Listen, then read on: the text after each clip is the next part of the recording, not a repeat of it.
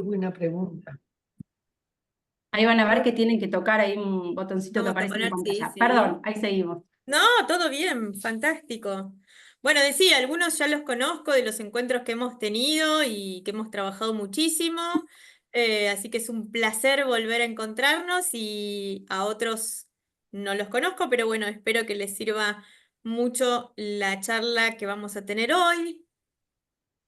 Un poco surgió el tema porque por un lado es algo que yo escribí un artículo, lo trabajé y demás, pero también es algo que surgía mucho en estos encuentros, ¿no? Y me sirvió como gatillo para la propuesta del título, ¿no? Digo, a veces no está muy claro el diagnóstico y siempre hablamos del cuidado, cómo planificar el cuidado, cómo cuidar al cuidador, cómo no agotarse ni caer en la sobrecarga, pero algo que muchas veces he escuchado, no solo en estos encuentros, sino también en mi consultorio o en familias, cuando uno hace una entrevista, es, bueno, tenemos el encuentro, hablamos de la persona que hay que cuidar, eh, y cuando uno pregunta, bueno, pero ¿qué es lo que tiene? Y bueno, empiezan, ¿no? Muchas veces, pocos fueron los casos en los que me han dicho precisamente, bueno, tiene esto. Bueno, empezó con pérdidas de memoria, voy a poner ejemplos, ¿sí? O no, en realidad tuvo dos ACVs y después le pusieron un stent, pero ahora no camina. Bueno, pero ¿cuál es el diagnóstico? Bueno, en realidad el médico le dio algo para la presión, y también tuvo COVID y después del COVID no quedó muy bien, ¿no? Y uno repregunta, bueno, pero ¿cuál es el diagnóstico? No, bueno, él los nombres, o ella digo, ¿no? Los nombres nuestros se los acuerda, pero por ejemplo, a veces se pierde en la casa, ¿no? O también uno escucha algunas cuestiones como, bueno, el médico dijo que tenía demencia senil. Bueno, pero ¿cuál es el diagnóstico? Uno sigue preguntando. Bueno, demencia senil. Vamos a ver ahora lo que pasa con el tema de la palabra o del concepto demencia senil, que a veces nos manejamos con eso y vamos a ver si está bien, si está mal, qué es lo que pasa, ¿no? Entonces, la idea es saber por qué es importante conocer el diagnóstico para tener una buena planificación del cuidado de la persona mayor a la que nos estamos refiriendo. Si esa persona mayor es familiar, si esa persona mayor... Tengo entendido que estos encuentros no son solo de familiares, ¿no? O sea, pueden ser de cuidadores tanto formales como informales, ¿no? Sí, en Digo, general en su mayoría son familiares. ok. Bueno, pero a veces Para los lo que son cuidadores las pueden charlas, ser después los familiares. espacios, siempre familiares cuidadores. Ok, ok. Pero bueno, sirve tanto para las cuidadoras que trabajan de cuidadoras como para los familiares que están a cargo de una persona mayor. Cuando hablamos de un diagnóstico en una persona mayor, hay algo que tenemos que tener presente desde el inicio y que es que, primero, a veces no está claro porque algo que no tenemos muy en claro cuando consultamos es la especificidad. ¿Qué quiero decir con esto? Los diagnósticos siempre son clínicos e interdisciplinarios. Clínico que tiene que ver con un diagnóstico que pueda dar un médico y dentro de la medicina una especialidad, un neurólogo, un psiquiatra, un médico clínico incluso, un médico geriatra. Cuando hablamos de adultos mayores o de personas mayores, lo ideal y lo más recomendable es que la persona sea evaluada por un médico geriatra. ¿Por qué? Porque yo siempre digo lo mismo, si nosotros tenemos un chico, un niño de 5 años, lo vamos a llevar al médico pediatra para que lo vea, ¿sí? Si tenemos un adulto mayor, lo ideal sería llevarlo al médico geriatra, que es quien conoce más sobre las patologías que predominan en las personas mayores, sobre los cuadros más frecuentes. ¿Por qué? Porque las personas mayores manifiestan y tienen cuadros diferentes a lo que es un mismo cuadro en otro momento de la vida. Por ejemplo, una infección urinaria.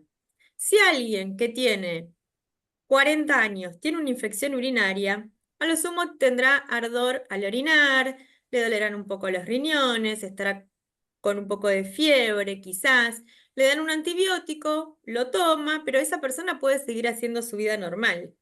Una persona mayor que tiene una infección urinaria puede terminar incluso hospitalizada. Hace lo que se llama generalmente un síndrome confusional, ¿sí? Empieza con una cuestión de repente alucinatoria, se pone violento, por supuesto que también hay que medicarlo para que este cuadro revierta, este cuadro es reversible. Y a veces escuché decir, me ha pasado de escuchar decir, mi mamá enloqueció, mi mamá empezó a alucinar, ¿no? Entonces, consultan porque la madre empezó a alucinar y en realidad la madre tenía una infección urinaria. Eso revierte en pocos días, ¿sí? Y ni empezó a alucinar ni tuvo un brote psicótico. Vuelvo a lo que decía recién, la importancia del diagnóstico geriátrico, ¿sí? Hay médicos, geriatras, hay equipos interdisciplinarios compuestos por especialistas en geriatría y gerontología, ¿sí? La geriatría es la rama de la medicina que se ocupa de la vejez, ¿sí? De todo lo que sean enfermedades y afecciones de la vejez. Entonces, los médicos geriatras tienen una mirada más precisa. Muchas veces con la mejor intención no lo llevamos un médico geriatra, lo llevamos un médico clínico, o quizás lo ve el médico clínico de toda la vida, pero no tiene este conocimiento específico sobre lo que puede hacer, por ejemplo, un síndrome geriátrico, lo que puede ser una demencia. Entonces, algo que sucede frecuentemente, y yo recién les mencionaba algo al respecto. En relación al deterioro cognitivo y las demencias, a veces pasa que quien fuera que evalúa a la persona, en el mejor de los casos, si la persona es evaluada, dice tiene demencia senil. Cuando uno que está en el campo de la geriatría y de la gerontología escucha la palabra demencia senil, se nos ponen los pelos de punta. ¿Por qué? Porque el cuadro de demencia senil ya no existe. Esto sucedía hace muchísimos años cuando la demencia era presenil o senil. Senil hace referencia a todo lo que es senectud, ¿sí? Al envejecimiento. Pero hoy por hoy que tenemos imágenes que pueden definir, ¿sí? Como una resonancia magnética, tenemos un laboratorio donde se puede sacar de un hemograma muchísima información, tenemos muchas formas de llegar a un diagnóstico. El diagnóstico de demencia senil quedó fuera, digamos, de concurso, ¿sí? Entonces, hoy por hoy las demencias tienen un nombre, ¿sí? No es lo mismo un Alzheimer que una demencia frontotemporal, que una demencia por cuerpos de Lewy, que una demencia asociada a una enfermedad de Parkinson, ¿sí? Entonces, esto se evalúa, el diagnóstico se construye. Y para eso es importante estar presentes nosotros como familiares o cuidadores en la construcción de ese diagnóstico. ¿Por qué? Porque somos los informantes principales, somos quienes más información tenemos de la persona a la que llevamos a la consulta. Entonces, el diagnóstico se construye. ¿Cómo? En primer lugar, yendo a un especialista, ¿sí? ¿Y a qué me refiero con especialista? No solo al médico geriatra, sino que también podemos ir a un kinesiólogo especialista en geriatría, ¿sí? O un kinesiólogo que haga gerontología, ¿sí? Un kinesiólogo que trabaje con adultos mayores, por ejemplo. Podemos ir a un psicólogo, ¿sí? O a una psicóloga que sea psicogerontóloga, ¿sí? Que sepa de adultos mayores. Porque también, ¿qué pasa a veces cuando la persona no tiene el expertise o la especialidad? Puede que el diagnóstico o lo que le esté pasando a ese familiar o a la persona que estamos cuidando sea lo que se dice subdiagnosticado o confundido con otro diagnóstico. Les voy a poner un ejemplo y quizás a alguno de ustedes les pasó. Muchas veces algo que suele suceder es subdiagnosticar la demencia. Entonces se confunde la demencia con la depresión. La persona empieza a dejar de tener ganas de hacer cosas y se dice está deprimido o está deprimida. Y en realidad, a veces los primeros síntomas de la demencia pueden confundirse con una depresión, ¿sí? Para eso es claro hacer diagnósticos diferenciales.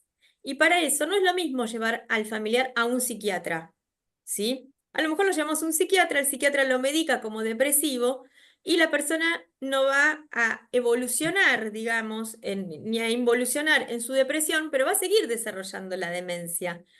Entonces, por eso es importante la evaluación geriátrica, porque uno va a preguntar muchas más cosas que tienen que ver no solamente con el estado anímico. Va a preguntar, por ejemplo, sobre las actividades de la vida diaria, que son lavarse, bañarse, peinarse, manejar dinero, cocinar, salir a la calle. Va a preguntar si esa persona en algún momento tuvo alguna afección de memoria, va a pedir algunos estudios complementarios. Entonces, no va a suceder esto de subdiagnosticar una enfermedad, como también suele suceder, ponía el ejemplo de la demencia y la depresión, a veces pasa con el Parkinson y un tipo de demencia que se llama demencia por cuerpo de Lewy, donde he visto a lo largo de mi vida 2 casos que fueron tratados muchísimos años como pacientes con Parkinson y en realidad en su evolución eran pacientes con demencia por cuerpos de Lewy, que es otro tipo de demencia, donde uno de los síntomas es el parkinsonismo, ¿sí? Y se superpone ese síntoma. Entonces, pongo esto como ejemplo nada más, pero conociendo bien el diagnóstico podemos planificar un buen abordaje, un buen pronóstico y un mejor tratamiento y un mejor cuidado, ¿sí?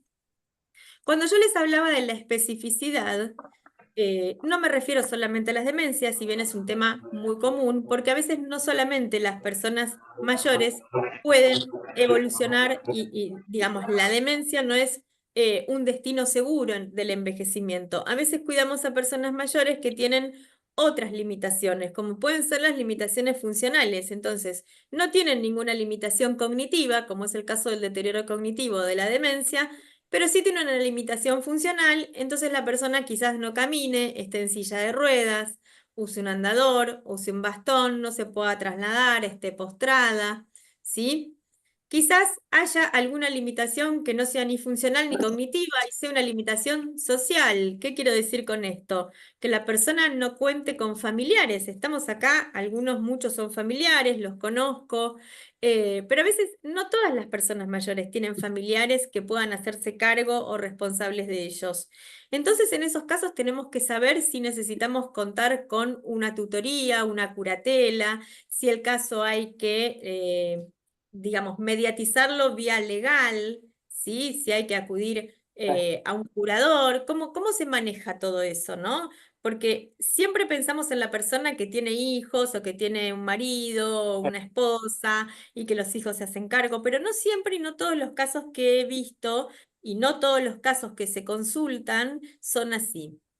Bien, una vez que tenemos la orientación para construir el diagnóstico, llevamos a la persona a la consulta y les decía, el diagnóstico se construye. Primero y antes que nada, con una entrevista donde se pueda hacer con el profesional y uno pueda contarle, lo ideal es que el profesional pregunte, y si no, uno contarle y darle toda la información posible de esa persona. Toda la información no es solamente lo actual, es la historia de esa persona, es la biografía de esa persona, ¿sí? Dónde nació, dónde creció, la escolaridad, si tuvo hijos, si se casó, si se separó, si tuvo operaciones, si tuvo caídas, de qué trabajó, si nació en Argentina, si nació en otro país, digo, ¿no? Un montón de cosas que tienen que ver con la historia y no solamente para llegar al momento actual. Luego de eso, con todo eso se construye lo que se llama la anamnesis. Eso lo hace el médico, ¿sí? Con toda esa información, con lo que sería el motivo de consulta, con lo que serían las recomendaciones para hacer. Y luego de eso se mandan a hacer los estudios correspondientes o las interconsultas que sean necesarias. Por ejemplo, esa persona necesita hacer una interconsulta con un psiquiatra porque a lo mejor hay síntomas que tienen que ver con un cuadro de ansiedad o de depresión, por decir. Esa persona necesita ser evaluada por un kinesiólogo, por un trastorno en la marcha. Esa persona necesita ver un neurólogo o necesita ver un cardiólogo porque de repente tiene antecedentes cardiológicos, de hipertensión o isquémicos, los que fuesen, y eso también tiene que ver con su cuadro actual. Todo esto va a ser el camino a la construcción del diagnóstico, sumado a estudios complementarios, les decía, resonancia magnética, tomografía computada, PET, digamos, laboratorio, bueno, laboratorio son análisis de sangre que muestran un montón de información, todo lo que sea necesario para llegar a ese diagnóstico y construirlo. Insisto, el diagnóstico es clínico, lo dan los médicos, ¿sí? Pero se construye y los familiares somos parte de la construcción de ese diagnóstico, ¿sí? Repito lo que les decía hace un ratito. Somos los que tenemos la mayor información de la persona a la que llevamos a la consulta, ¿sí? A veces no alcanza la foto de la persona que consulta, sobre todo siendo una persona mayor, ¿sí? Si uno tiene un fiebre y va a una guardia es una cosa, pero cuando llevamos a una persona mayor a la consulta es diferente. Una vez que se construye un diagnóstico, lo importante es que ese diagnóstico sea comunicado. Esperemos que la persona sea lo suficientemente empática como para comunicarlo de la mejor manera posible. Me refiero al profesional que sea un cardiólogo, un neurólogo, un psiquiatra, un geriatra, un clínico, ¿sí? ¿Y por qué digo esto? Y no tengo nada en contra del conocimiento médico, sino que muchas veces nos encontramos con diagnósticos poco claros, porque la transmisión del diagnóstico es poco clara también. Entonces, con esto no estoy culpabilizando a nadie, ni de un lado ni del otro, pero a veces el diagnóstico no es claro porque las palabras y la forma de transmitirla no es clara. ¿Sí? Entonces nos vamos diciendo y al final me dijo que tiene y que bueno, que hay que hacer y que hay que probar con esta medicación, pero entonces no se sabe qué es lo que tiene ese familiar al que estamos cuidando y no se sabe para qué lado tenemos que ir. ¿Qué se sugiere en estos casos? ¿Y qué se sugiere siempre? Preguntar. Algo que hay que hacer siempre en todas las consultas, no solamente para saber sobre el diagnóstico, sino que en todas las consultas que hacemos con una persona mayor, lo más importante siempre es preguntar y no dar nada por sentado ni nada por supuesto. No tener vergüenza, no pensar que estamos molestando, no pensar que la pregunta es tonta, no pensar que el tiempo corre y nos tenemos que ir porque la sala de espera estaba llena de pacientes. Tomémonos nuestro tiempo, la salud es importante, estamos cuidando a una persona que es importante y significativa para nosotros, entonces agotemos todos los recursos siempre y preguntemos siempre todo lo que no sabemos, aún lo que pensamos que es una pregunta tonta o una obviedad. ¿Y por qué digo esto? Porque muchas veces yo pregunto a los familiares, por ejemplo, y le preguntó al médico si, no sé, si había que hacer tal estudio. No, el médico no me dijo nada, pero yo también lo había pensado, ¿no? Todo lo que se nos cruza por la cabeza y que a veces percibimos o sentimos o decimos, y si le pregunto al médico si puede. Vieron que a veces desde lo más sencillo hasta lo más complejo, ¿no? No solamente si se puede hacer una resonancia magnética, a veces es, y si le pregunto al médico si puede, por ejemplo, comer arándanos, porque me dijeron que los arándanos son buenos cuando una persona tiene infecciones urinarias, algo que dicen, no sé si es verdad o no, ¿no? Pero que el jugo de arándanos hace bien, dicen, ¿no? O si tendría que comer, no sé, el potasio le salió mal, ¿y qué hago? ¿Le tendría que dar banana? ¿Tendría que tomar una pastilla? ¿Tendría...? No, todo lo que se me ocurre, preguntar, preguntar y preguntar. Agotar siempre todo, el médico está ahí para dar respuestas, todos los profesionales, digo el médico, pero todos los profesionales estamos para dar respuestas, aunque a veces parezca lo contrario, ¿sí? Bien, se supone que preguntamos, se supone que tenemos un diagnóstico. ¿Qué hacemos ahora? Prepararnos para el cuidado. Muchas veces también me ha pasado que con cuidadoras o con familiares, incluso con cuidadoras con equipo de cuidadoras o cuando voy a ver a alguien a la casa, pregunto, ¿no? Bueno, ¿cómo es el cuidado? ¿Cómo se organizan? no, bueno, nada, la señora descansa y después se levanta y come. Y bueno, pero ¿cómo? A ver, hay varias cuestiones. Primero, existe el cuidado y el autocuidado, ¿sí? Seamos cuidadores familiares o seamos cuidadores que trabajamos de cuidadores. El cuidado requiere una rutina y esa rutina está elaborada en base al diagnóstico. No es lo mismo una persona que tiene un deterioro cognitivo o una demencia que una persona que está lúcida pero tiene un deterioro sensorial y que a lo mejor no ve. ¿Sí? El declive de lo sensorial, algo que también sucede mucho en las personas mayores, ¿sí? La pérdida de audición, la pérdida de visión, ¿sí? Hace que también el cuidado sea diferente. Yo no voy a cuidar de la misma persona, de la misma manera, a una persona que ve que a una persona que no ve, ¿sí? Entonces, todas estas cuestiones hay que tenerlas en cuenta. Las limitaciones sensoriales, las limitaciones cognitivas, todo lo que es el escenario donde se ejerce el cuidado. ¿Qué quiero decir con esto? La casa, el departamento o la residencia donde esté esa persona, ¿está en condiciones y está preparada como para que esta persona viva cómoda y se la pueda cuidar de manera segura? O hay muchas barreras arquitectónicas, hay mucha alfombrita, el dormitorio está en el primer piso, ¿no? Algo que es muy común, ¿no? Bueno, el dormitorio estuvo siempre en el primer piso, ¿no? Y de repente, a veces la persona no tiene una limitación funcional y camina muy bien, pero por ahí tiene una demencia y sabemos que las demencias, por ejemplo, existe algo muy frecuente que es el sundowning o fenómeno del ocaso, que es algo que sucede más o menos a esta hora, 6 de la tarde, cuando empieza a oscurecer, que es que la persona empieza a caminar y a caminar, ¿no? Y empieza, se pone más inquieta y se pone más nerviosa, o que es la hora que se quiere ir se quiere ir de la casa y dice, me quiero ir a mi casa, ¿no? Entonces, no hay problema que el dormitorio esté en el primer piso. El asunto es si sube la escalera, baja la escalera, está inquieta, dice que tiene que ir a buscar algo porque se tiene que ir a la casa.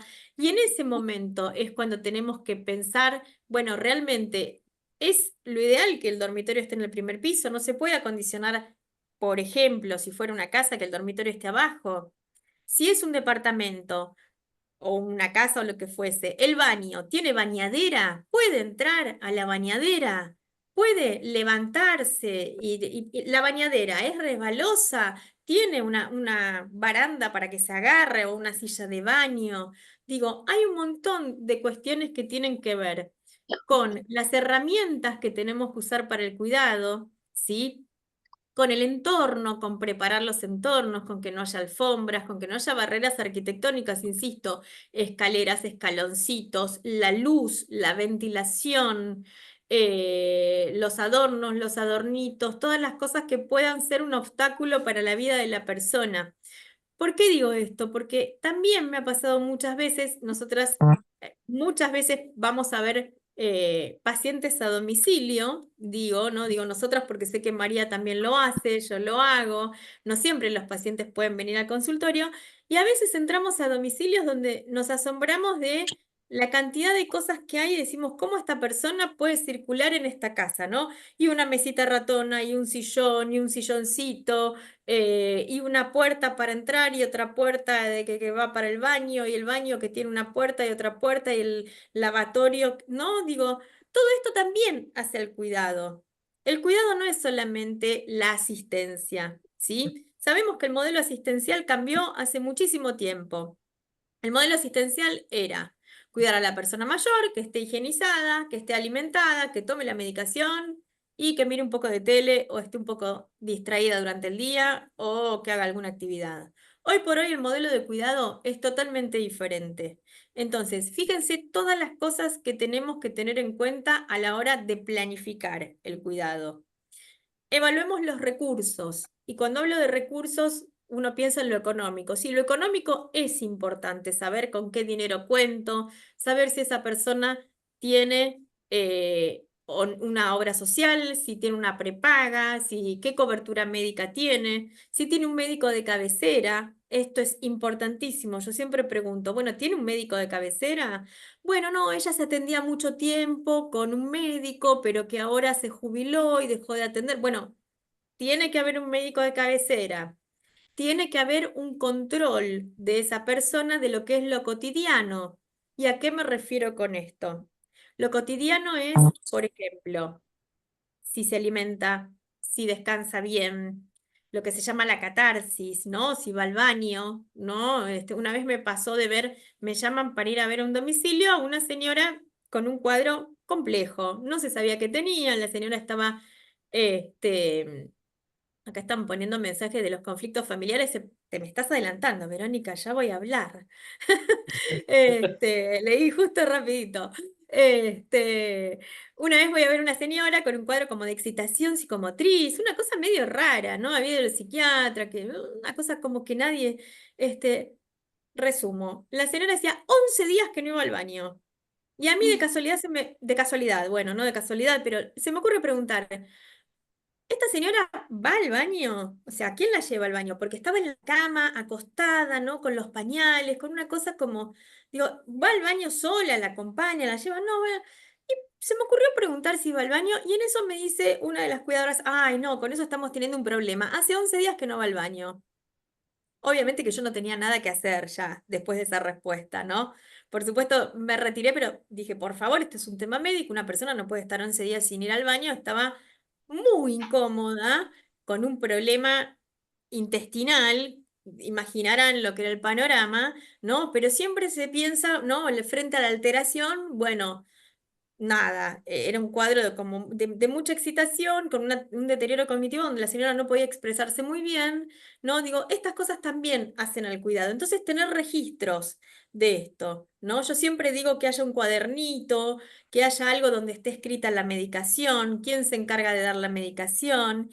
Y volviendo al tema familiar, y que alguien se me adelantó por ahí, también es importante ver cómo se organiza el cuidado. ¿Por qué? Porque si no, después vamos a tener la charla, no, no sé si hay, digo, la charla acá o la charla donde sea, sobre la saturación del cuidador o burnout, que se llama, que es algo que se puede prevenir, pero para prevenir y que no suceda, también es importante organizarlo. ¿Qué quiero decir con esto? Si nosotros organizamos un cuidado o un plan de cuidados, ¿sí? Por ejemplo, en un domicilio, y todo eso lo va a hacer una sola persona y lo más probable es que sea el cuidador a cargo. Ok, bárbaro. Pero lo importante es que esto se divida entre familiares. Muchas veces hay, como decía ahí alguien que escribió, conflictos familiares, hermanos que no se hablan, parientes, la madre que está por allá y también está separada del padre hace 50 años y no lo quiere ni ver. Fantástico, todo muy bien. Pero esto se habla, ¿sí? Se pide ayuda. Si no se va a contar con la ayuda presencial de las personas, bueno, ¿con qué pueden aportar? Porque también he visto esto, ¿sí? Muchas veces las personas dicen, yo no pienso ni aparecer hasta ahora, para mí, no, esto, lo otro, lo que fuese, pero por ahí colaboran con algo económico, ¿sí? Todo sirve y todo suma y cada uno puede dar lo que puede dar y esto también lo aprendí desde la experiencia, ¿sí? A lo mejor no todos pueden colaborar de la misma manera, con la misma presencia, y siempre hay uno, y esto no depende, siempre me acuerdo de una paciente que me decía, pobre, porque mi hija es una sola y se ocupa de todo, y es cierto, tenía una sola hija, una sola hija, se ocupaba de todo, era fantástica, pero también en el mismo, en paralelo, eso me pasó en una residencia, tenía una familia que eran 5 hijos, y de los 5 hijos, una sola se ocupaba de los padres, ¿sí? Entonces, que sean 5 hermanos o que sea un hijo único no garantiza que el cuidado sea mejor, peor o sobrecaiga sobre uno. Es una cuestión de organización, ¿sí? Los conflictos familiares a veces se potencian cuando surge una situación como esta y a veces se disuelven. Eso depende de cada familia y no se puede predecir. No hay una fórmula que diga, bueno, esto va a hacer funcionar mejor a la familia y de esta manera la familia se va a unir para cuidar a esa madre o ese padre. Ojalá, pero cuando todo esto se pone en palabras, a veces sí sucede que la familia se amalgama un poquito más en pos del cuidado. No digo que se una, ¿sí? Pero se liman algunas asperezas. Entonces, Les hablaba de los recursos económicos, recursos médicos. ¿Con qué médicos cuento? ¿Cuento con algún tipo de red sanitaria? ¿Sí? Con esto que les decía. Bueno, si le pasa algo, ¿qué hago? ¿Dónde lo llevo? Lo llevo a una guardia, lo llevo al hospital que tengo más cerca, lo llevo al lugar que tiene la prepaga, lo llevo a PAMI, ¿sí? Esto, cuando se arma un cuidado, hay que prevenirlo y armarlo por anticipación, porque también pasa que hasta que las cosas no suceden, las personas no piensan en estas situaciones. Pero todo esto hay que prevenirlo, ¿sí? Por eso insisto con el médico de cabecera, por eso insisto con el tema de la organización, ¿sí? El entorno, les hablaba de la casa, les hablaba de las bañaderas, les hablaba de las mesitas, los adornitos, las mesas de luz. A veces esas mesas de luz que uno ve y tienen de todo, desde un velador, el despertador, la crema de manos, los medicamentos, la foto con la familia, la foto, ¿no? Todo lo más funcional posible. Yo no les voy a decir cómo tiene que ser una mesita de luz, pero que sea funcional para la persona que de repente tiene que tener un vaso con agua para la noche para tomar la última pastilla antes de dormir o el protector gástrico cuando se despierta. ¿Sí? Tenemos que apuntar a eso. Entonces, organizar el cuidado es no solamente pensar en, bueno, cómo la voy a cuidar, la voy a acompañar, voy a estar, tiene que tener la heladera llena. ¿Sí? Eso también es cuidado. Pero organizar el cuidado es la planificación de todo. Y yo les hablaba de la importancia del diagnóstico. Insisto, ¿por qué es importante el diagnóstico? Y pongo el énfasis y el ejemplo en el tema de la demencia, porque a lo mejor es un tema con el que estoy más familiarizado, pero puede aplicar a cualquier patología, ¿sí? No es lo mismo una persona que tiene Alzheimer, que va a tener mayor deterioro en la memoria, ¿sí? El Alzheimer es un tipo de demencia, que una persona que tenga, por ejemplo, una demencia frontotemporal que va a estar más desinhibida y con un comportamiento un poco más alterado. Si yo le pregunto al médico y el médico me explica esto, el médico, la psicóloga o quien fuese que está asistiéndolos, yo voy a tener más en claro que si de repente mi mamá, mi papá o la persona a la que cuido eh, empieza a sacarse la ropa en un lugar público, voy a tener que tener cuidado. Y esto tiene que ver con un cuadro que tiene que ver con su enfermedad, ¿sí? En el caso de la desinhibición. Eh, Insisto, si tiene un problema de memoria, ¿no? Que está relacionado con el Alzheimer, lo voy a tener más claro, entonces por ahí puedo organizar sesiones de estimulación cognitiva, puedo poner, por ejemplo, en la casa recordatorios, ¿no? Cuando la enfermedad avanza, poder poner, por ejemplo, carteles que digan en la puerta del baño, baño, en la puerta de la cocina, cocina, ayudas, ¿sí? Cuando la persona empieza quizás a tener problemas con las funciones ejecutivas, lo que es, por ejemplo, cortar la comida, llevársela a la boca, poder tener adaptadores de cubiertos, ¿sí? Entonces, los profesionales tienen que brindar información que hace al cuidado, pero para saber qué cuidado específico tengo que tener el diagnóstico más preciso, ¿sí? Insisto, pongo el diagnóstico de la demencia, pero puede ser un alcoholismo, por ejemplo, ¿sí? O una adicción. Si yo tengo una persona que consume, ¿sí? Y digo, bueno, pero tiene muchas caídas y se cae frecuentemente, y no tengo en claro que esa persona consume, que puede ser el caso del alcoholismo, puede ser el caso que consuma cualquier otro tipo de sustancia, psicofármacos pueden ser, tabaquismo puede ser, eh, una persona con EPOC, una persona que necesita a lo mejor una máscara de oxígeno para dormir. ¿No? Sí, saliendo un poco, así salgo un poco del tema de las demencias y vamos a otras cuestiones que pasan en las personas mayores. Si yo tengo el diagnóstico claro y sé lo que tengo que hacer, el cuidado va a ser más fácil y más accesible, ¿sí? Ahora, si yo no sé bien qué es lo que tiene esa persona y, por ejemplo, no tiene todavía claro un diagnóstico de EPOC, ¿sí? Que es la enfermedad pulmonar de obstrucción crónica muy frecuente en las personas fumadoras, Entonces, voy a decir, bueno, pero hace muchísimo tiempo que fuma, siempre tosió, toda la vida tosió, ¿sí? Eh, Tener en claro el diagnóstico, un poco para ir redondeando y que quiero escuchar porque vi que algunos siguieron escribiendo y no llego a leer tan rápido. Tener claro el diagnóstico nos permite que de alguna manera sepamos hacia dónde vamos con el cuidado.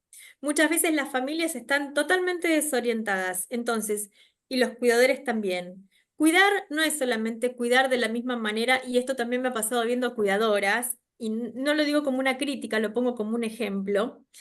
A veces cuando uno va a algún domicilio y habla con las cuidadoras, a mí me gusta mucho hablar con las cuidadoras y les pregunto qué intervenciones hacen, les pregunto si ayudan en algo que me parece que pueden ayudar, o por ahí les tiro algún tip o alguna idea. Y dicen, no, bueno, me acuerdo de una que me dijo, yo cuidé muchos años a un nene discapacitado y estaba cuidando a una señora con Alzheimer. ¿Sí? ¿Por qué pongo esto como ejemplo? Porque esa cuidadora con la que yo después trabajé con la familia, la ayudamos a que pudiera hacer un curso y demás, esa cuidadora lo hacía con todo el amor del mundo, el cuidado, ¿sí? Lo ejercía de la mejor manera posible, ¿sí? Pero nada tiene que ver cuidar a un chico discapacitado con cuidar a una persona con Alzheimer. Primero, una cosa es un chico, otra cosa es un adulto mayor. Una discapacidad es un cuadro, una demencia es otro, ¿sí? La demencia puede incapacitar a la persona para algunas cuestiones, ¿sí? Pero a esa persona le faltaban muchísimas herramientas y hacía agua en un montón de cosas donde se podía hacer muchísimo más. Cuando se descubre esto, se descubre, digamos, cuando sale a la luz todo esto, ¿no? Se la pudo ayudar a la cuidadora. Y lo mismo puede pasar con un familiar. A veces el familiar hace las cosas de la mejor manera posible y con todo el amor del mundo y quizás no es lo que corresponde o lo más adecuado para ese familiar al que está cuidando, ¿sí? Entonces, por eso vuelvo con el tema de las preguntas. Preguntar.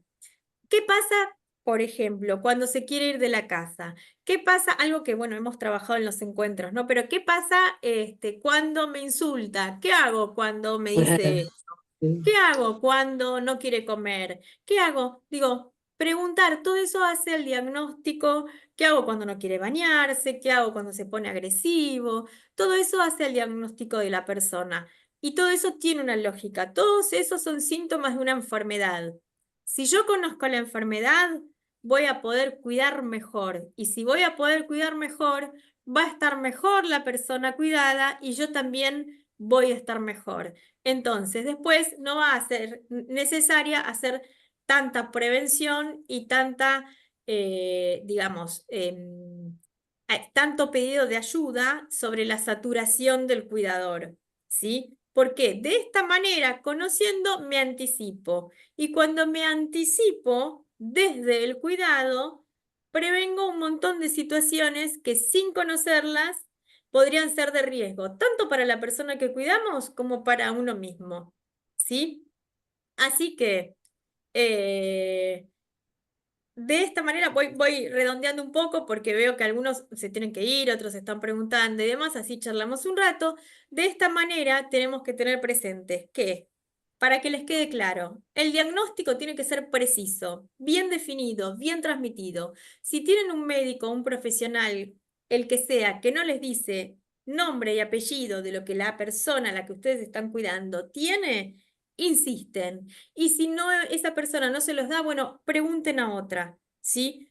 Todos, todas digamos, los cuadros tienen un nombre, ¿sí? No son una bola de síntomas, ¿sí? Insisto, el diagnóstico siempre es clínico, es interdisciplinario, es una construcción y el diagnóstico no es un punto de llegada, es un punto de partida. El diagnóstico no debería cerrar, ¿sí? Ah, bueno, ¿qué tiene Alzheimer? Ah, claro, bueno, tiene Alzheimer. Y bueno, tiene Alzheimer. ¿Qué se puede hacer con el Alzheimer? Se puede hacer esto y aquello. Y se vive con Alzheimer, se vive con enfermedades neurodegenerativas, se vive con enfermedades oncológicas, incluso algo que olvidé decir, en los cuidados paliativos también hay que saber cuidar.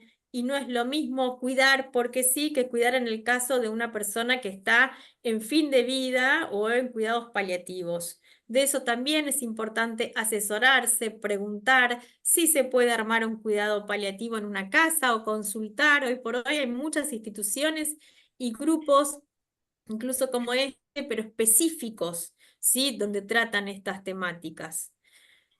Vuelvo a decir lo que les estuve diciendo toda la charla. Pregunten, pregunten todo lo que no saben, insistan. eh, no tenemos por qué saber los familiares por qué suceden las cosas. Estas cuestiones que suceden, nunca nadie las espera, nunca nadie espera la enfermedad, nunca nadie espera el deterioro, nunca nadie sabe cómo va a envejecer o cómo envejece ese familiar, nunca estamos preparados para estas situaciones. Entonces, pidamos ayuda, preguntemos todo lo que se sabe, nunca demos nada por sentado, ni hagamos las cosas porque me contaron que o me dijeron que, sí, si les dijeron que el arándano es bueno, bueno, le preguntamos al médico. ¿Le puedo dar arándano? Porque a lo mejor para nuestro familiar el arándano va y para el otro no va, o digo, aplica a lo que sea, ¿sí? Y tengamos en cuenta que cuidado no es solamente estar con la persona que tenemos que asistir, cuidado es todo. Acuérdense de la mesita de luz, acuérdense de los baños, acuérdense del dinero, acuérdense del médico de cabecera, todo hace un buen cuidado, ¿sí? No demos nada por sentado y Sí, el buen cuidado de la persona mayor es el buen cuidado nuestro también. sí, sí. Bueno, ahora sí los escucho. No, no pude leer los del chat, pero vamos a charlar un poco entre nosotros. A ver si puedo ver el chat.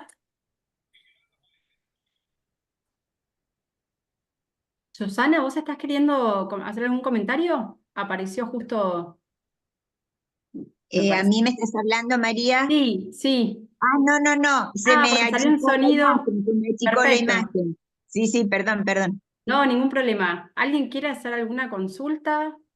Por mi parte, ¿Algún comentario? súper interesante, súper, súper interesante y exacto es uno de los puntos que nos está fallando, sí, con mi marido.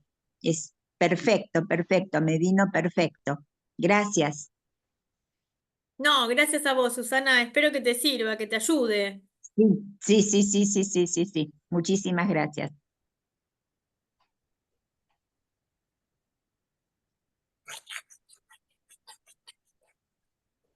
Cecilia, Sí, a mí me pareció muy interesante también, porque mi madre a ver, el diagnóstico que tengo y está tratada por un clínico y un psiquiatra gerontólogo, y tengo una sobrina psicóloga que siempre me dijo, pregúntale cuál es el diagnóstico. Y el diagnóstico que me acerca el psiquiatra es deterioro cognitivo.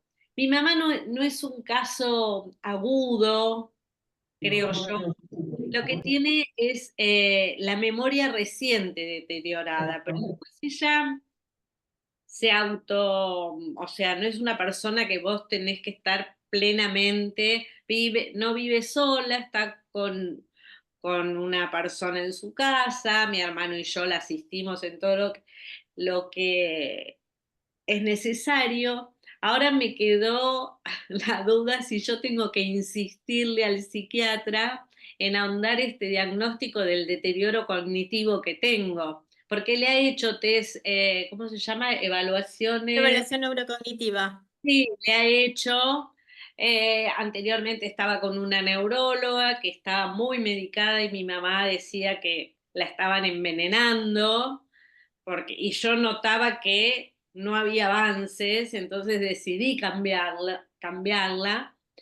Y no sé, mi pregunta es concreta, ¿yo debería insistir con el psiquiatra que ahondemos un poquito más en esto que es deterioro cognitivo? Mira, Eh, a eh, mí lo que eh, se me ocurre decirte, Patricia, es, ¿hay algo en tu mamá o algún síntoma que a vos te haga ruido como para hacer otra consulta con el La, psiquiatra? la verdad que no, y yo no. no, porque la está llevando muy bien, él la medicó muy levemente, no toma algo específico gerontológico mi mamá hoy en día. Y ya te digo, su problema es la memoria reciente. Después te habla de todo, de toda su vida, está ubicada en tiempo y espacio, pero digo, a partir de la charla, digo, yo me quedé con eso y debería ahondar más qué es el Mira, que... en estos casos de deterioro cognitivo, lo que se sugiere en general es cuando uno, digamos, trata de hacer una evaluación, si hay algún cuadro cognitivo, es repetir la evaluación a los 6 meses, ¿sí? Inicialmente. Si uno Ujú. tiene un diagnóstico, el médico dirá cuándo es necesario volver a hacer esta evaluación neurocognitiva para ver si los síntomas se mantienen igual o, lo cual sería que la medicación está funcionando, si hace una estimulación cognitiva también, o si hubo algún declive o si está evolucionando hacia un cuadro de demencia, ¿sí? Pero no necesariamente tiene que pasar de la nada a la demencia o puede No, vivir no, tranquilamente con este deterioro cognitivo a y que esta tenga falla de memoria. a que tenga un nombre específico más que deterioro cognitivo. Ponele, deterioro cognitivo Pérez, qué sé yo, no sé, no entiendo nada. A eso apunto yo, si necesito ahondar más en eso, porque se lo pregunté varias veces y me dice, es un Sí, deterioro cognitivo lo que tiene tu mamá, le ha hecho estas pruebas que vos decís, que también se los habían hecho en INEVA, que estuvo tratada ahí. Eh, bueno, nada, me quedó ahí mira, la duda, ¿qué tengo que hacer mira, con eso? Patri, por lo que vos me decís, tu mamá está bien evaluada. El Sí, asunto es cuando, por ejemplo, llevamos al familiar al médico y dicen, y bueno, ¿qué quiere que le diga? A los 90 años, si no le falla un poco la memoria, ¿no? Y tiene un deterioro cognitivo. Y no hacen ninguna evaluación, ¿sí? perfecto. Esto se llama viejismo, ¿sí? Y existen estas respuestas. Y lo pongo como ejemplo porque las he escuchado, me han contado que andan, bueno, ¿qué quiere? También su madre, 92 años, No, no, ¿no? Y no, no tiene nada que necesito- ver con la edad esto, no, por ¿sí? supuesto. Por lo que vos me contás, a ver, si tuvo una evaluación, en el caso del deterioro, tuvo una evaluación neurocognitiva, en el caso de las demencias se hace una imagen, ¿sí? Una resonancia magnética, una tomografía, se hace un laboratorio, ¿sí? Para descartar cuestiones metabólicas también y demás. Y todo esto, más la entrevista donde vos estés presente, donde le digas qué es, en qué cuestiones falla más, ¿sí? Y demás, todo esto hace que se llegue al Vamos juntas diagnóstico, a pero la sesión del psiquiatra, porque nos hace entrar juntas. Sí, sí, sí. fantástico. Y si tiene Eh, evaluación neurocognitiva, está bueno. Lo que sí a veces también, algo que también a mí me pasa en el consultorio es, ¿y tiene una evaluación cognitiva? Sí, claro, el médico le mandó una evaluación cognitiva. Ah, yo se las pido, ¿no? Bueno, ¿me la puede traer? Sí. Y la evaluación cognitiva es del 2019. claro, ¿No? Cosa que me ha pasado muchísimas veces. Entonces, claro. no, pero está muy bien. Y la evaluación cognitiva, miro la fecha y por ahí dice abril 2019. Digo, no, bueno, pero la evaluación neurocognitiva tiene que ser reciente. Ah, no, él le mandó esa vez y estuvo bien, salió Claro. bien, ¿no? Los estudios Bueno, siempre tienen que ser lo más recientes gracias. posibles y cada tanto se repite como hacemos nosotros con un hemograma o con un control sencillo, ¿sí? O Ujú. con un control de cualquier índole orgánico, cardiológico, ginecológico, que cada tanto tenemos que volver a hacer el control, ¿sí? Los controles son periódicos y en el caso de lo cognitivo también. Claro, gracias. No, de nada.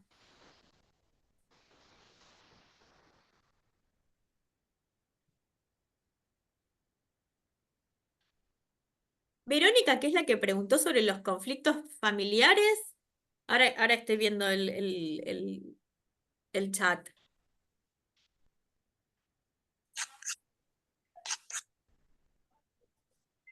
Hola, ¿qué tal? Yo Hola, soy Verónica. Verónica. Hola, ¿cómo estás? Bien, ¿vos? Bien, acá estoy. No quería no quería comentar porque realmente en mi caso creo que excede todo lo que pueda llegar a pasar. O sea, sería un ejemplo de lo que ya supera todo. Nosotros somos 4 hermanos en los cuales estamos todos peleados. Mi mamá es una persona que sufrió una ACV hace 4 años, en donde, bueno, pasamos por muchas etapas, primero porque, bueno, lamentablemente surgió en lo que es pandemia, entonces no pudo tener ese periodo de rehabilitación, ¿no es cierto?, que tienen los ACV, que una vez pasado el año ya no se puede rehabilitar. Entonces, se decidió la internación domiciliaria al cuidado de enfermería puesta por PAMI, la cual nunca tuvo. Entonces, hemos tenido que aprender nosotros a hacerle todos los cuidados, ¿sí? Que son cuidados especiales, porque mi mamá al tener una ACV con un trastorno de la deglución, esto la llevó a una traqueostomía y a una gastrostomía. Entonces pasar el alimento, aspiración, rotación, todo eso nosotros sabemos muchísimo. Sí. Entonces, bueno, pero ¿qué pasó? Este desgaste, ¿sí? Hizo que empezáramos a pelear entre nosotros, porque bueno, yo tengo una hija, eh, tengo dos hermanos que son solteros, que vivían siempre con mi mamá, otro hermano que vive en su casa con su señora, su hijo, bueno, y tratábamos de estar ahí y bueno, esto llevó a que, bueno, mirá, hagamos una cosa, no hay enfermeras, paguemos, pongamos plata, bueno, entre todos, vemos, bueno, las enfermeras no venían, faltaban, bueno, esto es muy, muy típico, ¿no es cierto? No se adaptan por ahí al domicilio, bueno, la cosa de que no, las peleas no entre nosotros, porque dejar a la enfermera que haga las cosas, el otro hermano no, porque así no la tiene que rotar, no, porque mira que no le hace esto, no, porque, bueno, llevó a la situación en la cual dos, o sea, tanto yo como mi otro hermano, pedimos de que al no tener las cuidadoras, el tiempo y todo eso, bueno, buscar un lugar en donde poner a mi mamá a través de PAMI, ¿no es cierto? Esto llevó abogado, todo. Tenemos denuncia familiar, de violencia entre nosotros. Bueno, esto es terrible. Bueno, la cuestión es que dos queremos ponerla a mi mamá en una institución y mis dos hermanos que viven con mi mamá desde siempre no la quieren poner en ninguna institución. Entonces, yo en un momento, nosotros dos lo que dijimos, bueno, ustedes la quieren cuidar, ustedes la quieren tener en casa, ustedes la cuidan. Listo. Y hace 2 meses que tomé esta decisión, es doloroso para mí, porque es mi mamá, pero hace 2 meses que no voy más a la casa. O sea, me desligué, me desentendí de este cuidado, cosa que no me gusta, porque bueno, además yo soy licenciada en enfermería, mi especialidad es terapia intensiva, entonces me costaba mucho no llegar a la casa y por ahí ver la traqueostomía que estaba torcida y decirle, mirá, esto así no puede estar, o mirá, mamá, ¿por qué está durmiendo mamá? No porque la dormí, pero ¿por qué la dormiste? Vero, te No hago porque, una pregunta. Perdón que te sí. interrumpo. Yo no te conozco, no estás en los grupos, ¿no? ¿Vos? ¿O sí estás participando de los grupos? Ahora no estoy, hace un tiempo que me desconecté, pero al principio me ayudó muchísimo. Yo casi hará 2 años que estuve en los grupos, sí, sí. Porque ¿sabés qué se me ocurre? Digo, que esto es algo, yo ahora no estoy en los grupos, sí, pero estuve en toda la primera parte, pero esto es algo como muy bueno a llevarlo y a trabajar en los grupos, y es algo que es el lugar donde tendrías que poder estar con otras personas a las que uno siempre piensa que lo que a mí me pasa supera todo, ¿no? Y en realidad cuando escucha a otro, el otro también, ¿no, Celi? Que estás Así es. diciendo, ayúdame, Celi, ¿no? Vos que Sí, sabés de esto también. Uno sí. siempre piensa que lo de uno es no hay nadie que le Único. pase lo que me pasa a mí. Y en realidad uno escucha a otro en los grupos y dice, y el otro le pasa lo mismo. Y yo recién contaba el caso de una familia que eran 5 hermanos, ustedes son 4, estos Sí, eran 5. Y se ocupaba sola.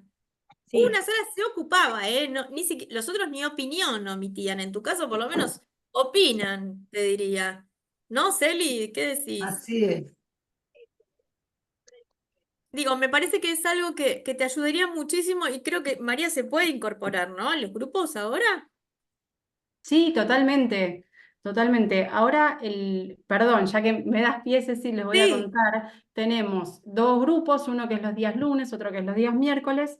Ahora, este miércoles nos toca, tenemos una fecha, y el próximo lunes para el grupo de los lunes. Y todo es a las 18 horas, así que, bueno, ¿Sabés por qué, Vero? También porque con el trabajo que vos haces, ¿no? Enfermera terapista, es re difícil, o sea, tenés una sobrecarga enorme, o sea, entre tu trabajo, ¿no? Que yo siempre digo, todos los que trabajamos en salud tenemos que tener un espacio, ¿no?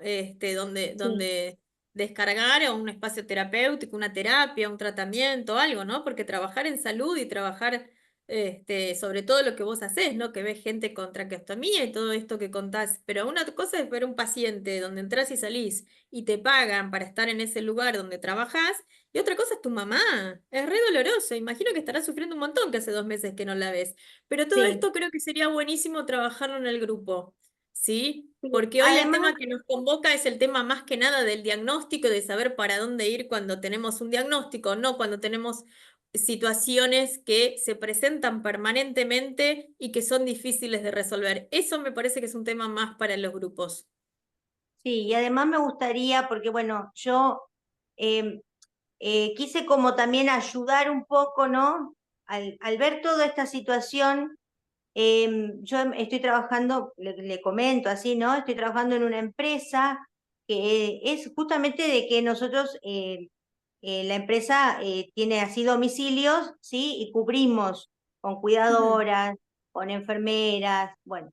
Entonces, yo esto lo asumí como una cuestión de terapia para mí, ¿no? Entonces, yo decía, bueno, yo este domicilio lo tengo que cubrir porque es necesario, porque sé que necesita, porque si no, después va a haber problemas con la familia, porque pobre ese hijo que está ahí cuidando a esa mamá o a Claro, ese... no, no, no, pero eso, mira, eso se llama,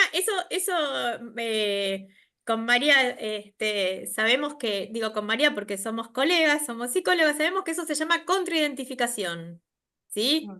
Eso es algo que a vos te pasa y que en realidad en eso, lo que a vos te pasa es que vos estás no es empatía, sino que te estás contraidentificando con esa situación Sí, familiar.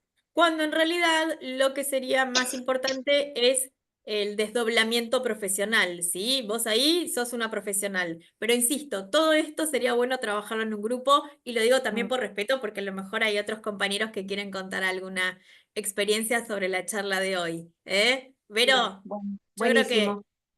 dale para adelante con los grupos, lunes y miércoles a las 18, o lunes o miércoles, el que te quede más cómodo y te va a hacer re bien, vas a ver. Bueno, muchas gracias, ¿eh? No, de nada, gracias a vos. Ahí está Galaxy Tab que levantó la mano, María, pero no sé si quién es Galaxy Tab. a ver ahí si ahí se desmuteó. Ahí, Ahí buenas está. tardes. Mi nombre, perdón que le sale solamente eso, no sé si se desconfiguró la tablet. Mi nombre es Marcela Mariana Dalvia. Buenas tardes a todos, Hola, gracias Cecilia, Marcela. gracias María. Bueno, mi acotación, yo soy cuidadora formal, ¿sí? Recibida y además soy psicóloga social, pero hay algo con el tema de los diagnósticos que yo puse ahí en el chat, que es que Ay, a no lo veces los... vi, perdón. Ah, Sí, que haya muchas veces que aún así nosotros acompañamos, o es mi caso que puedo acompañar al paciente a las consultas médicas, dicen los médicos prefieren hablar con los familiares y ahí estamos en un dilema. El familiar entiende lo que quiere o puede entender, ¿no? Lo que quiere y puede entender desde lo psicológico o desde su conocimiento. A veces la negación de la enfermedad de un familiar es dura y la sabemos y la vivimos. Y después estamos los cuidadores que tenemos un diagnóstico de solo palabras. Y cuando intentamos, muchas veces igual acompañando al paciente, es como que el médico dice, no, yo ya hablé con la familia. Ujú. Bueno, nosotros por lo menos, digo, trabajamos en grupo y nosotros somos un eslabón más de ese Ujú. cuidado integral que debe tener un paciente. Yo digo, somos pequeños eslabones que hacemos que mejore la calidad de vida del paciente. Tenga No el son diagnóstico. grandísimos eslabones, no son Sí, pequeños. no, No. bueno, yo digo pequeños, pero digo, pues somos muchos. Mm. Pero entonces ahí, Cecilia, ¿qué más se puede hacer? Pues yo no me puedo pelear con el médico. Digo, la familia, contradecir a la familia muchas veces por más buena voluntad y por más paciencia que tengamos, hacer terapia, nosotros tratamos de que la familia pueda asistir a grupos, pueda tratar de entender, de concientizarse de la enfermedad de su familiar, pero es que a veces es como que dicen, bueno, hasta acá. Y las que Sí, tenemos la responsabilidad con los pacientes somos nosotras. no. A ver, vamos por partes. Vamos por Sí, partes. Me encantó, Marcela, todo lo que planteas. Buenísimo, buenísimo todo, pero planteaste un montón de cosas importantísimas. Pero vamos por partes. Primero, ustedes no tienen la mayor responsabilidad con el paciente y demás. No, la responsabilidad es de todos. Es compartida, ¿sí? O sea, ustedes tienen un trabajo por el cual les pagan para ejercer ese cuidado y para el cual están formadas, ¿sí? Pienso, no sí, sé, imagino sí, que sí, están sí, sí, no formadas. te escucho Pues vos así, no, dices no, que no te sí. piso. Sobre Sí, el sí, tema sí, claro. sobre el tema de la consulta, está bueno lo que vos planteás. El tema de la consulta con los médicos. Mira, yo conozco muchísimos médicos que a veces prefieren que entre el cuidador o la señora que lo acompaña, que a veces es la señora que trabaja en la casa, o la vecina que la lleva, y no un familiar, ¿sí? Los médicos, no son tontos, saben, viste, por dónde viene la mano. Eso por un lado. Y vos podés pedirle al médico, decirle, mire, yo paso tantas horas del día con esta señora y me encantaría contarle un montón de cosas que a lo mejor la hija no conoce porque está trabajando y no sabe, ¿sí? En el mejor de los casos y con el permiso de los hijos.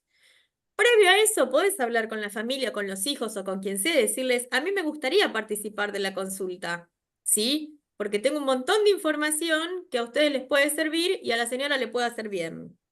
¿Sí? Y sobre el tema que planteas de la negación de los familiares, es otra charla, ¿sí? Pero, hay familiares que niegan y es el modo de transitar, Sí, defenderse. Sí, preservarse sí, y preservar. acompañar, y cada uno hace lo que puede, digamos. Uno no puede juzgar y decir, bueno, el hijo es un negador. Y bueno, y si es un negador, también muchas veces desconocemos historias familiares, ¿sí? Por eso digo, también preguntemos sobre las historias familiares. Yo pregunto desde el día uno, ¿sí? Desde si tenía hermanos, dónde nació, cómo nació, qué sé yo, un montón de cosas, ¿no? Porque a veces lo traumático no sabemos por dónde viene, ¿no? Y no voy a hacer psicoanálisis de una situación, pero sí tener en cuenta que hay cuestiones que por algo se dan así, ¿sí? Y por algo el hijo es un negador, a lo mejor vive en un entorno de negadores y esa madre también fue una negadora que lo único que le mostró es que a preservarse en la vida vale la negación.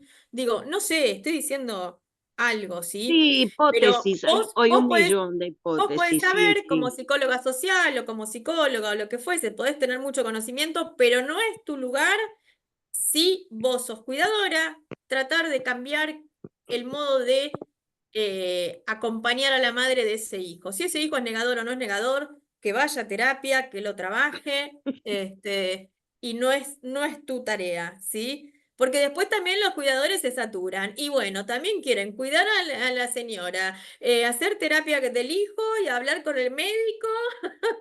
No, digo, No, es que a cuando veces hablamos del autocuidado nos es esto carga, también. sí, Me sí, parece que estás totalmente. abordando un montón de cosas que no te corresponden. No, solamente como era la charla de hoy, digo, en el diagnóstico, y es que Sí, es tan importante, es la columna vertebral para poder hacer un buen sí, cuidado integral. Por eso sí. yo también fui la que puse la de los adornos, que son que Ah, muchas veces son los recuerdos y que son muy difíciles, hay que trabajar mucho con eso, los recuerdos de la historia de ese paciente, bueno, tratar de acompañarlos y decir, bueno, los corremos un poquito para acá, porque claro, se las pueden poner barreras en una vitrina, se arquitectónicas, pueden poner, claro, claro. no quitárselos porque es sumamente violento, se sienten mal, se dicen que, o sea, hay un sinnúmero de situaciones, pero digo, bueno, con eso de las barreras arquitectónicas también no, a veces nos las complican. Digo, como los médicos no es la tarea del médico, es la tarea del cuidador, entonces dicen, no, no corras los muebles de mamá o no corras los muebles de papá. No, bueno, entonces hay que explicarle al familiar que es por el bien del paciente, no es porque a Sí, nosotros se nos antoja hacer modificaciones en la casa. bueno, pero No, por la eso te decía, vajilla, Marcela, vidrio. pero espera, por eso te decía, a ver, vos no podés hacer una intervención sin antes preguntar, ¿sí? O sea, si estás Correcto. trabajando en una casa.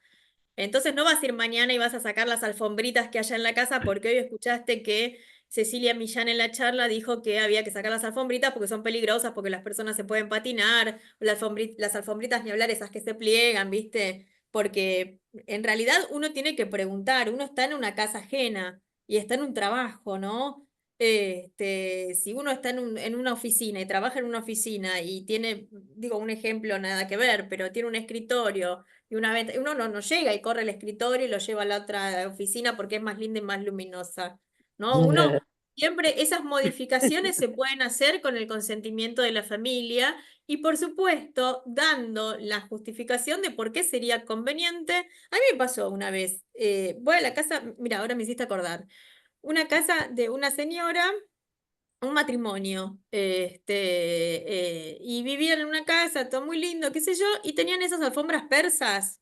Y no solo Sí. la alfombra persa, sino que en el medio de la alfombra persa, esas mesas de vidrio, de cristal, y arriba tenían adornos, libros, un cenicero, qué sé yo.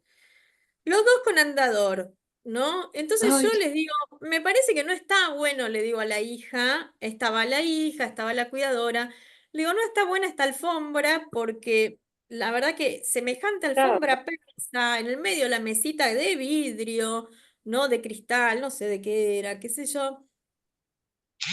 No está, ¿eh? Nada. Me dijeron, no, pero a ellos les gusta. Sí, bueno, pero es un riesgo porque se puede trabar el andador, le expliqué todo, bla, bla, sí. bla, bla.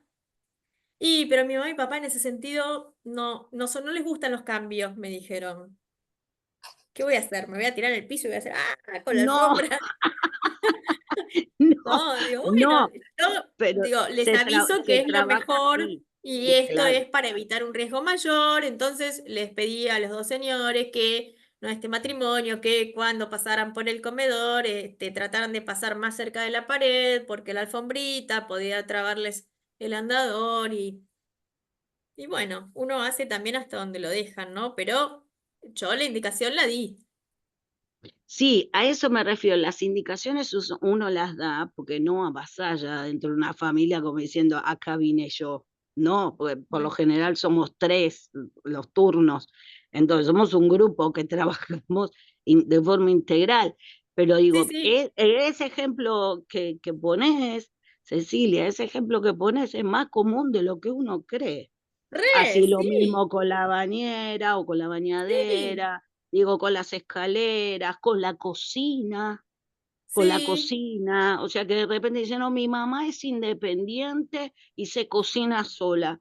Mm, Bueno, pero ahí entra con el un tema del bastón, diagnóstico. No claro, es lo con un mismo una bastón. persona con un declive cognitivo, con el tema de que se cocine solo, que a una persona que a lo mejor, yo tengo pacientes que están en silla de ruedas y cocinan, ¿sí? Porque no tienen ningún problema cognitivo, no van a dejar una hornalla Una hornalla. abierta, ¿sí? Y a lo sumo necesitan un poco de asistencia, pero estar en silla de ruedas no implica que no cocinen nunca más en su vida, ¿sí? Que estén en el living mirando las noticias o el programa de Chimentos, ¿sí? Tranquilamente, la No, silla de ruedas entra en la cocina y si no entra en la cocina, bueno, puede cocinar en el comedor y que alguien lo ayude a poner esa tarta en el horno, por ejemplo, ¿sí?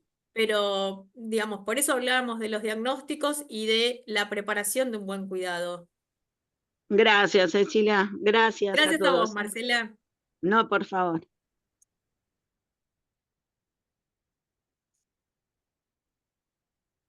¿Alguien más quiere hacer alguna consulta? Hoy que no es un grupo tan numeroso, dio la posibilidad, ¿no? de poder hablar un poquito más sobre algunos casos.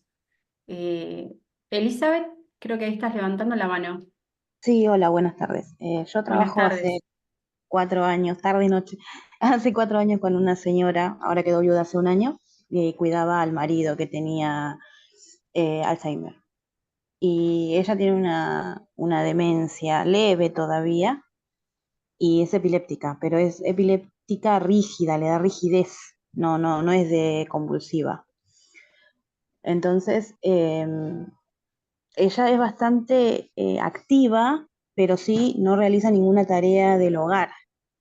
Ella Ujú. no lava, no cocina, no hace absolutamente nada porque es una señora que fue profesional, ingeniera, qué sé yo, siempre le hicieron todo lo doméstico, se lo hicieron las empleadas. Entonces ahora como que tiene muy reducida la cantidad de tareas que hace, porque como Mm, ya no trabaja y mm, no le gusta tampoco lo de, tratamos de ponerle a una persona que venga y haga ejercicios con ella, pero no quiere. Entonces, en el tema de mantenerle lo cognitivo es una tarea bastante difícil, porque ella no quiere salir, no quiere que la vean vieja, porque siempre trabajó hasta los 80, creo. Y entonces no quiere que la vean con bastón en el barrio y todo así. Y lo que tratamos de hacer con el grupo que formé con la kinesióloga, el enfermero y con los hijos, es que tenga por lo menos 5 veces por semana kinesiología, que fue una pelea con la obra social igual. bárbaro.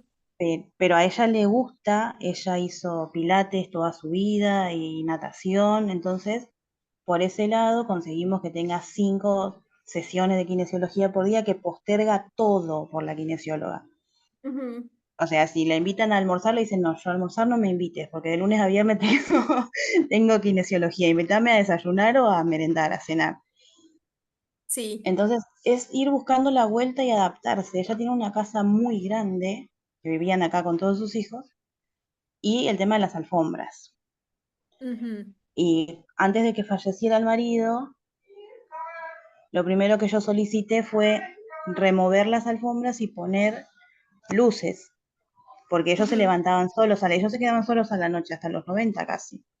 Ujú. Entonces, le decía de poner luces o con sensores de movimiento o cosas por el estilo, porque uno de los hijos, son 5, uno de los hijos no quería que los invadamos, que la Mm, cuidadora no se quede en la habitación, que no le saquemos las llaves y un montón de cosas. Y yo con el otro hijo le decía, no, pero tu papá tiene Alzheimer, no puede bajar él solo a buscar el diario.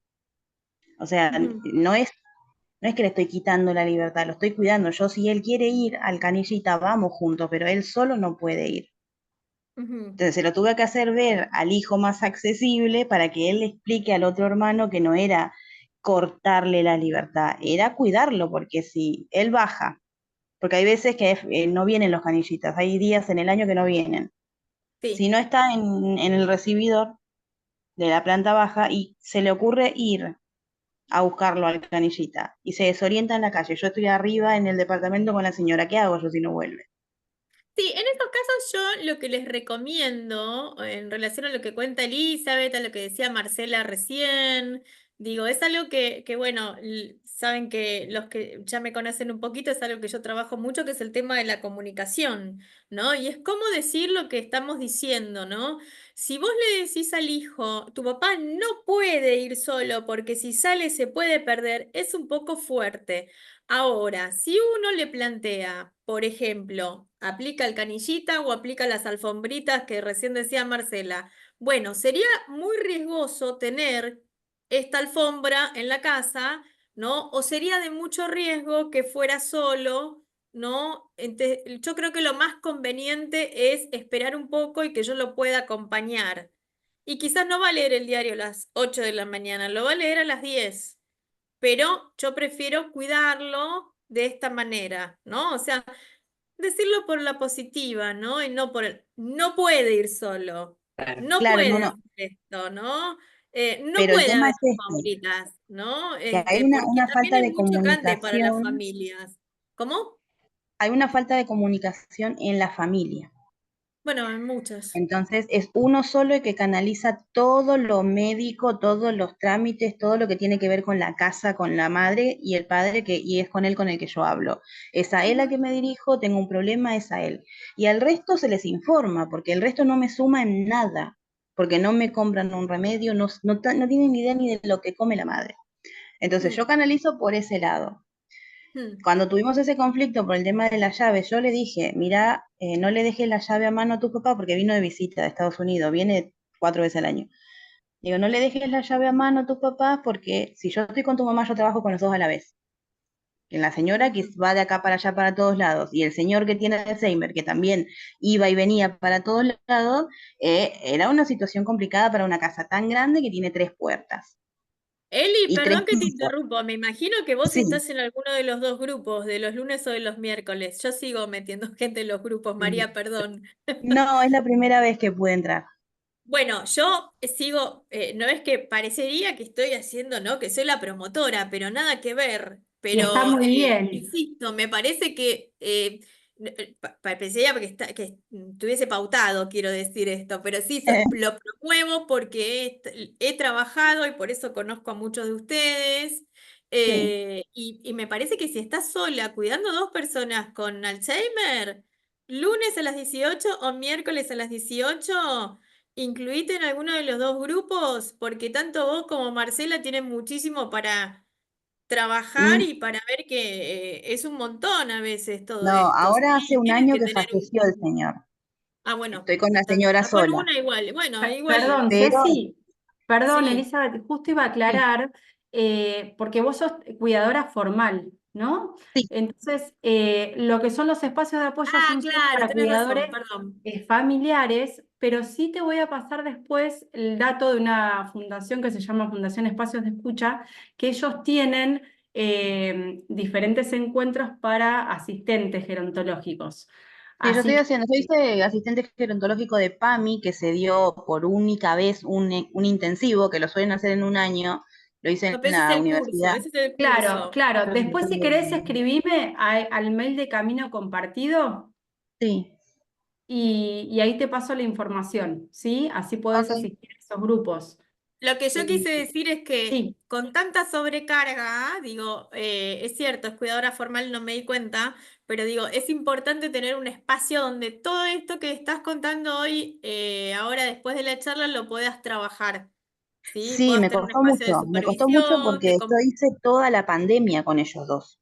O sea, esto es un sucedió montón. en pandemia, sin poder ir a mi casa, sin poder que los hijos vengan, o sea, era mi compañera y yo 24 horas metidas acá con ellos dos. Claro, es Después salimos de la muchísimo. pandemia las dos y ahí yo solicité, le digo, bueno, ya no estamos más en pandemia, ya no corren riesgo tus padres, mete a otra persona porque yo estoy quemadísima, no doy más. Claro. No me hicieron Bueno, pero caso, lo único que se me ocurre no, decirte, pero no además me de... hicieron caso, escucha, no me hicieron caso y a los 3 meses, que yo estaba detonada, no dormía casi, el padre se cayó, se quebró la cadera. Y al principio como que me hicieron como sentir culpable, ¿viste? Porque se cayó por tu culpa, porque se cayó en tu turno. Y le digo, pero si hace 2 años que estoy trabajando sin feriados, sin vacaciones, de lunes a lunes, más de 16 horas por día. Y es obvio, estoy hace 2 años laburando sin descansar, te pedí, y es más, te pedí que me pongas un reemplazo porque no doy más. y no me lo pusiste. Y después de que se cayó el padre, pusieron una agencia que venían cada 8 horas, pero ya se había quebrado la cadera del padre. Elizabeth, ¿Entendés? Bueno, esta es una perdón patología que también. que intervenga porque estamos Sí, ya un poquito pasados de sí, tiempo. Me sí. parece que hay un montón de temas, ¿no? que se entrelazan ahí en lo que vos contás. Por eso, como dice Cecilia, creemos que por ahí lo mejor es un espacio donde puedas charlar de todas estas cosas y donde haya, no sé si una supervisión, digamos, pero un espacio de contención. ¿Sí? Así que si querés después escribinos ahí al mail de Camino Compartido y averiguo a ver qué se está dando ahora y a dónde te podés contactar. ¿Sí? Dale, Ahí, muchas gracias. perdón, no me acuerdo el nombre de la otra persona. Elizabeth, Elizabeth. gracias a vos. Así que si quieren después ahí nos escriben. Pero bueno, ya que estamos pasados, hay muchos que se tienen que retirar. Después les pasamos la grabación para los que lo quieran compartir o volver a escuchar.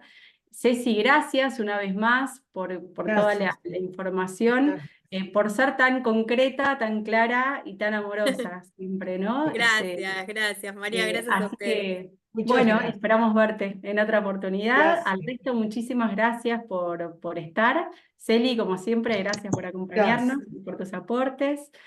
Así que bueno, los vemos como les decíamos antes, los grupos de apoyo tenemos ahora el miércoles y si no el lunes, mismo horario, y es cada 15 días. Así que a cualquier cosa, a cualquier duda nos escriben.